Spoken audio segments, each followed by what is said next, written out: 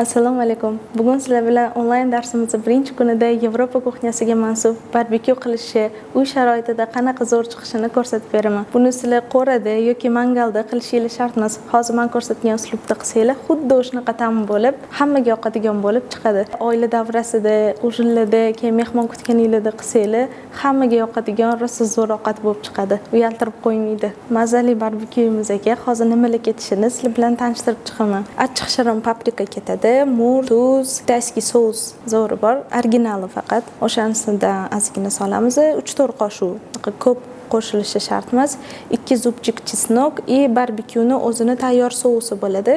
O'shandan foydalanib marinovka qilib qo'yamiz где-то 15-20 minutga. Birinchi qiladigan ishimiz tavuqni mana bunaqa tirnoqlari bor, kerak emas joylari. Shularni tozalashdan boshlaymiz ishimizni.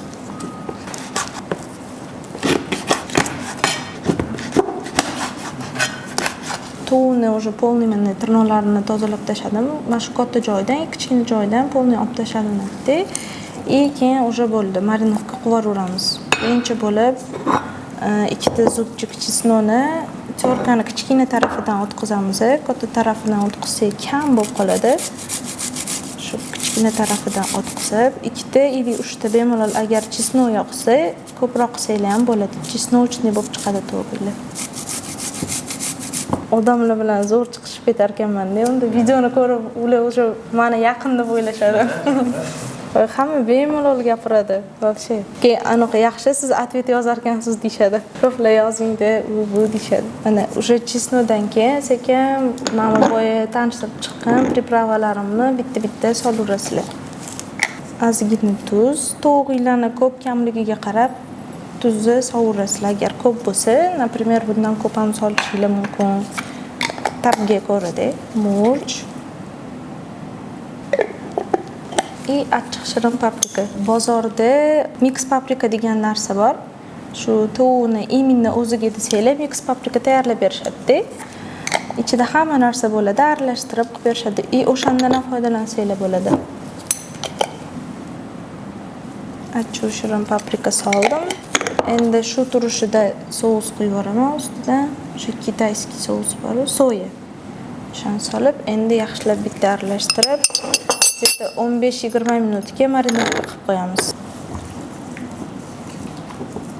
Sous ko'p bo'lib ketish kerak emas, chunki hali dimlagan paytimizda qorayib ketib qolishi mumkin tovuqlarimiz. Bo'ldi, mana shunaqa qilib.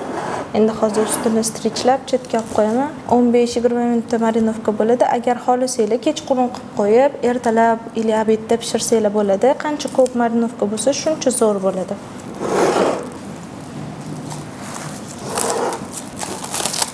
Endi 20 minut kutamiz. Endi уже skоворodkaga sekin yog' solamiz. Marinovka qilingan tavuqni qovurib olish uchun marinovka qilingan tavuqga ozgina chiroyiga chiroy qo'shamiz. Sizlarga 20 minutcha dedim, lekin o'zimda где-то yarim soatcha marinovka bo'ldi.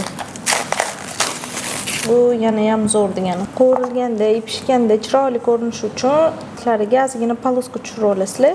Shunda qovurilganda ham takoy chiroyli bo'lib turadi. Chiroyli ko'rinishini xohlasanglar, shunaqa qilsanglar bo'ladi.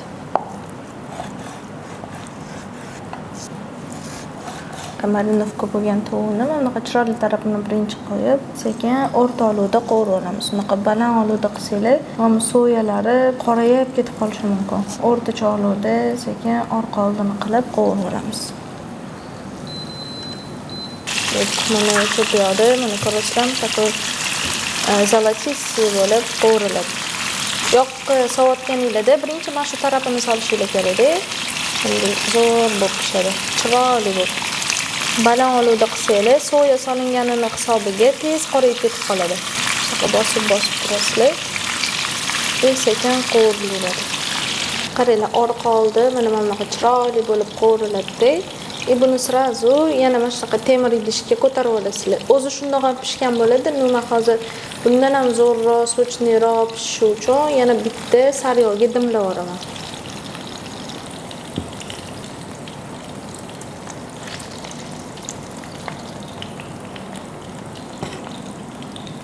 Вот qaranglar, уже bu yerda dimlanyapti.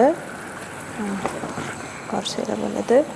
Уже mana solgan suvim ham sous bo'lib ketdi.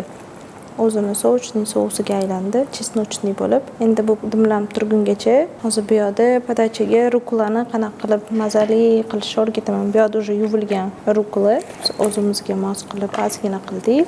Qaranglar, bunga o'zi mana qattiq narsa bo'ladi. Bunga ozgina olivkoviy maslo, tuz va murchdan foydalanasizlar. O'shanda xuddi o'sha restoranlardagidek bo'lib zo'r bo'lib chiqadi. Ozgina tuz и ozgina murch.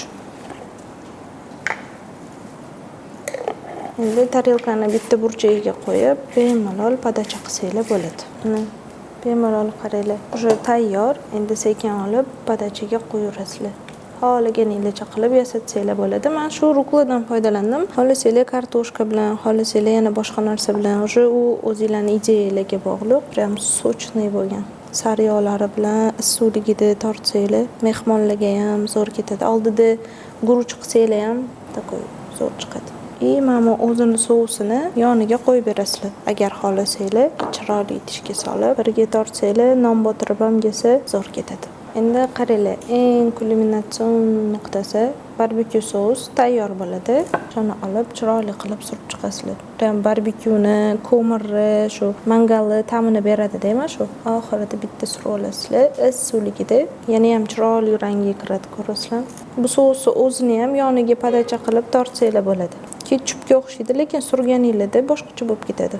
Keyin ustini yasatish uchun kunjutdan foydalansanglar, takoy chiroyli chiqadi.